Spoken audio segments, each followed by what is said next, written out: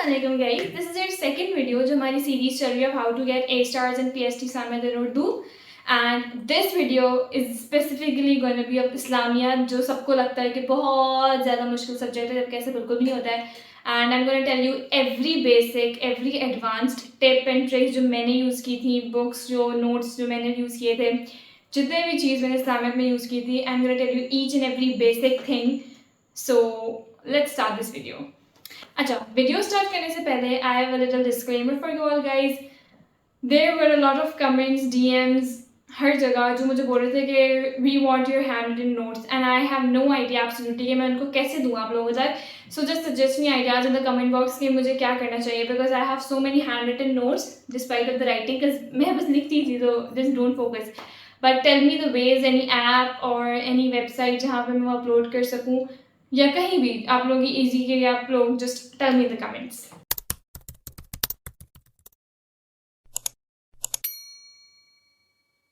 इस्लामियत का code is 2058 और बात करते हैं सबसे पहले बुक्स की, सोर्सेज की कि बेसिकली मैंने प्रिपरेशंस कहाँ से की है.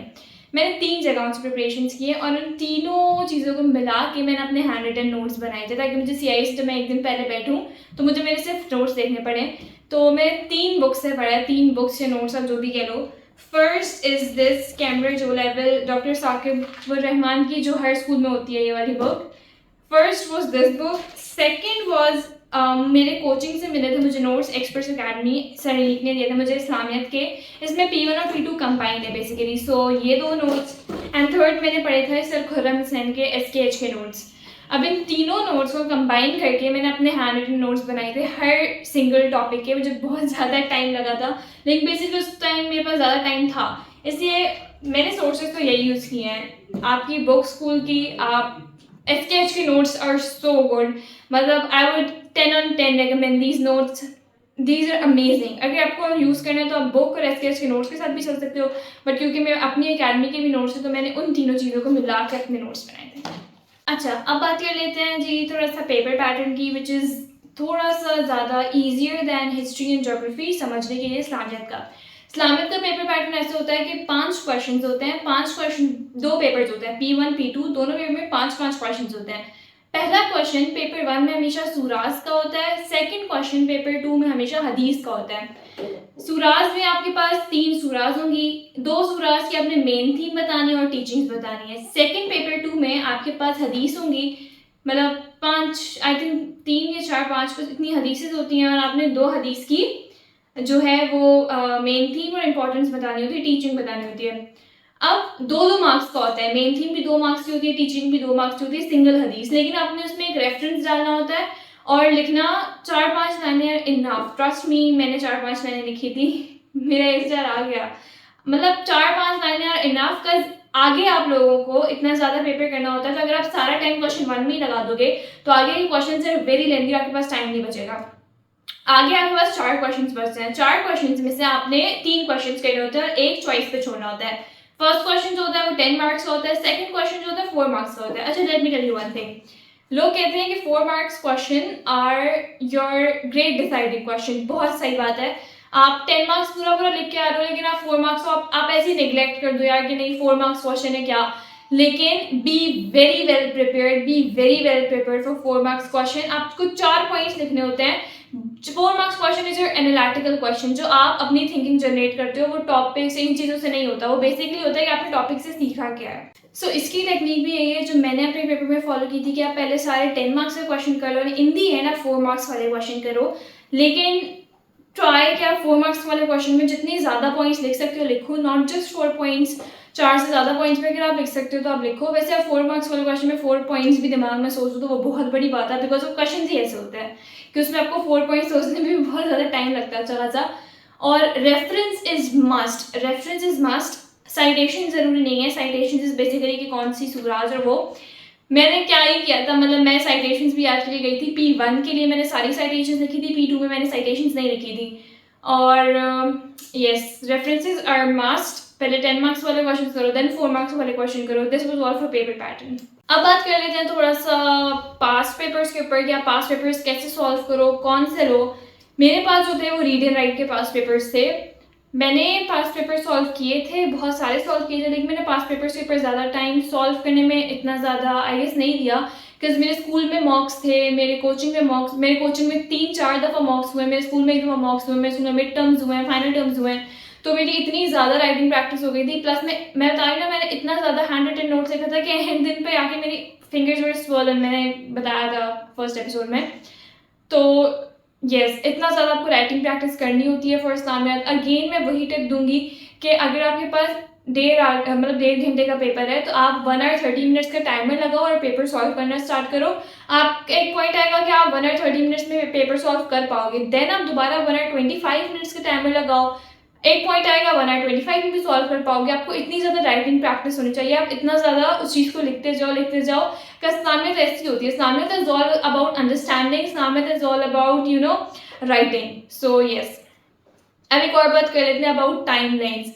इस्लामियत में टाइम लाइन्स होती नहीं है, बस ज़्यादा से ज़्यादा क्या होता है 637 AD BC ऐसा ही होता है ना, ये वाली टाइम लाइन्स होती हैं। सो ये याद करना बिल्कुल भी मुश्किल नहीं है, स्पेशली फॉर दी आफ्टर हिजरत वाले इंसिडेंसेस बहुत आसान है। लेकिन द सेकेंड ईयर ऑफ हिजरत में ये हुआ था, आपको पता है कि AH जो होता है दैट इज फॉर आफ्टर हिजरत, it is use for after हिजरत, तो वो चीज़ तो बहुत ईजी है कि आप 2AH लिख दो। In the second year of हिजरत भी सही है, लेकिन आप इन 2AH लिखोगे so that sounds a bit more professional. So ये वाली चीज़ है। मोर ओवर इस्लामियत में क्या चीज़ ज़रूरी है इज़ द पर्सनैलिटीज़। लोग कहते हैं कि पर्सनैलिटीज़ नहीं याद होती। Personalities are very easy. आप हर पर्सनैलिटी में से थोड़े थोड़े पॉइंट्स लर्न करके चले जाओ, मोस्ट पॉइंट्स रिपीट हो रहे होते हैं ना। आप हर पर्सनैलिटी में लिखोगे कि वो पायस थे, कि वो होली प्रॉफिट की सुन्नत को फॉलो करने वाले थे। हर पर्सनैलिटी के बारे में बस एक एक रेफरेंस भी आपको याद होना चाहिए, लाजमी एक एक reference are very important Islamic का पेपर। आप हर जगह आपको एक्स्ट्रा मार्क्स लेने हैं, एक्स्ट्रा मार्क्स नहीं भी तो अगर आपको मार्क्स ही लेने हैं तो आप रेफरेंसेस डालो। जहाँ नहीं है, जैसे बैटल्स के लिए नहीं होते, सिर्फ बैटल ऑफ ट्रेंच के लिए है, ओहद के लिए है, उनके लिए भी ज़रूरी नहीं है।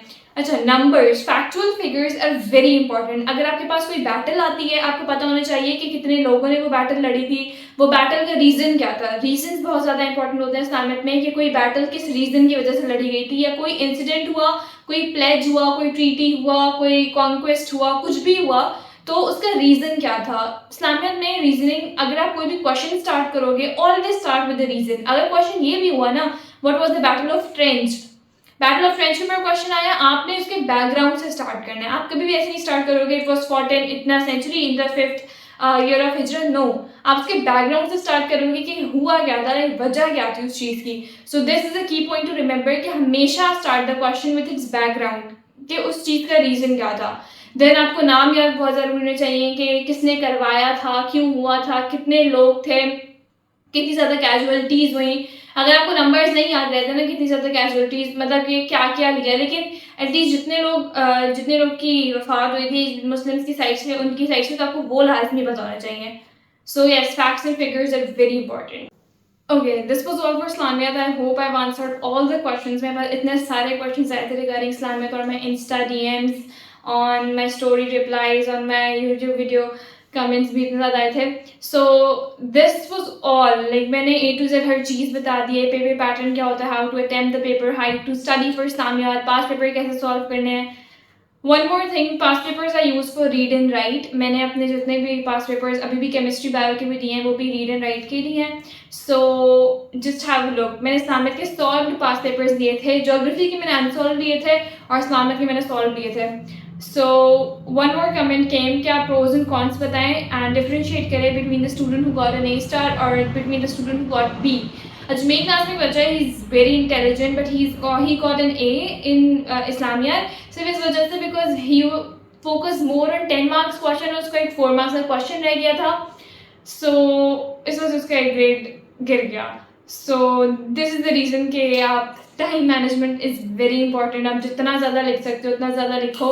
आपको मैंने बोला आप रोफ पेपर डाउनलोड करो, आप रोफ पेपर CRT पेपर्स डाउनलोड करो, and then you just solve the papers. It's very easy and it's very beneficial for you guys. अभी से पढ़ना शुरू कर दो, अगर अक्टूबर नवंबर में या मई जून में जब भी हैं, just start right now, because आपके पास टाइम नहीं है। लिटरली बिलीव, आप अभी से स्टार्ट करोगे बहुत ईजी होगा। एंड में आके आप जितना ज़्यादा टेंशन खुद पे बर्डनाइज होगे ना आपसे पढ़ा जाएगा ना आपका ग्रेड आना है, प्लस आपको फिर बहुत सारी चीज़ सैक्रिफाइस करनी पड़ेगी, अपनी सोशल लाइफ सब कुछ। सो yes, start studying from now. This was all for today's video. Till then अल्लाह हाफिज़।